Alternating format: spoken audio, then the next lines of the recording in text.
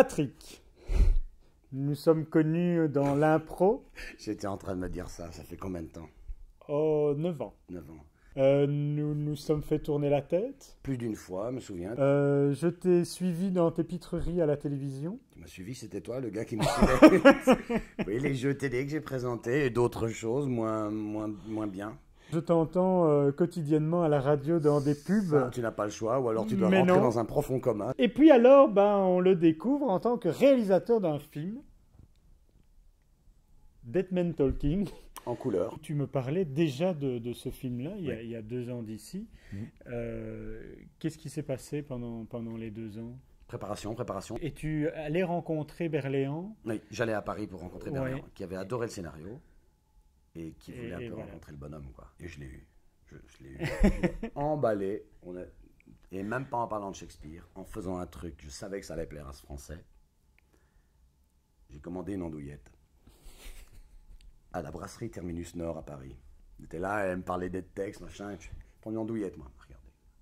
Un mec qui aime l'andouillette, c'est un mec qui a du goût. Il faut se mouiller pour faire un film. Hein. Je te jure, la prochaine fois, je sais pas ce que je vais manger pour attirer. Tu t'imagines si je veux travailler avec Ryan Gosling, qu'est-ce que je dois bouffer? Qu'est-ce qu'il y a de pire que de l'andouillette? Jusqu'où est-ce que je peux aller? Bon, allez, on parle d'un truc sérieux ici. C'est mon film, mon Dieu, mon film, ma bataille. On découvre un nouveau Patrick Ridremont rempli de maturité. Il y a aussi, je trouve, une réalisation extrêmement créative et un amour de la photographie que je ne te connaissais pas. Alors, il faut savoir qu'on n'est jamais seul à faire un film.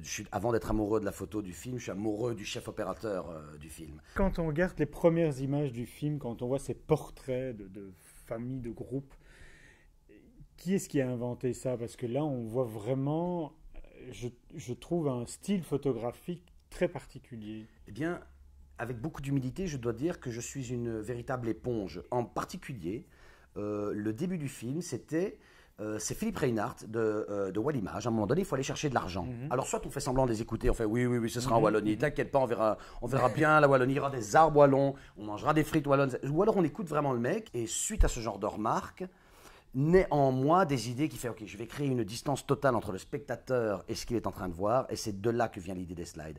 Mais l'inception d'avoir envie de faire ça, elle vient d'autres personnes. Tu disais, tu ne voulais pas un film réel, et effectivement, on ne sait pas où on est. Non. On ne sait pas dans quel pays on est. On a vraiment un film tout à fait universel. Oui. Il y avait déjà des choses que je voulais, un peu comme une charte, mais pas à la Lars von Trier. Mais bon, un truc que je m'étais dit. Je voulais un film avec des codes précis. J'ai toujours parlé de lignes claires, un peu comme si mon premier spectateur était un enfant. C'est-à-dire, mon aumônier est habillé en aumônier, soutane et petit col blanc.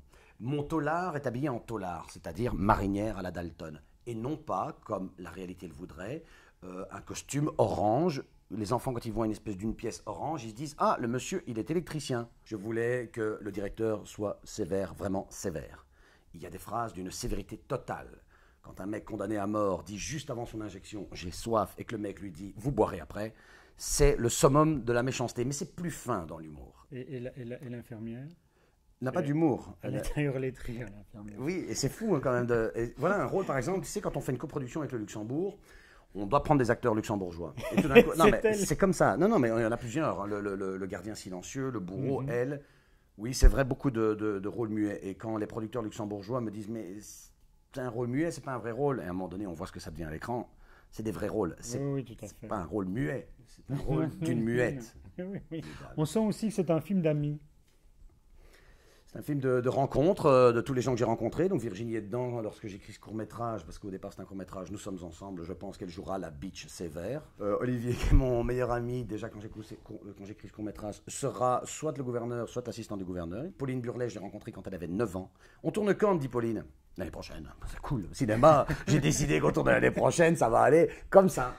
Elle a 10 ans. On tourne quand? L'année prochaine, on a eu un problème l'année dernière. On tourne quand? L'année prochaine. L'année prochaine. Il se passe 5 ans, Pauline a 14 ans quand elle arrive sur le plateau. C'est devenu une jeune fille.